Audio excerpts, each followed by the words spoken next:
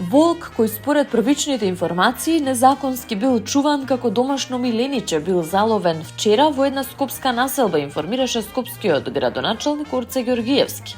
Според неговата објава на социјалните мрежи, животното било пронајдено со ремче и ланец, пошто веднаш биле известени надлежните институции.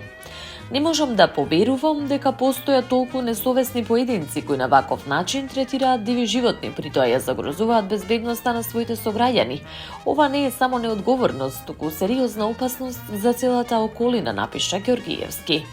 Тој посочи дека волкот моментално е згрижен од Скопската зоолошка градина, од надлежните институции побара целосно расчистување на случајот и превземање на соодветни мерки.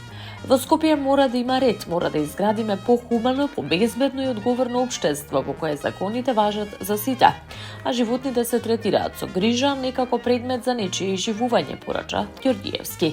Случајот предизвика бројни реакции на социјалните мрежи, каде граѓаните со неверување коментираат дека некој чувал волк како домашно животно.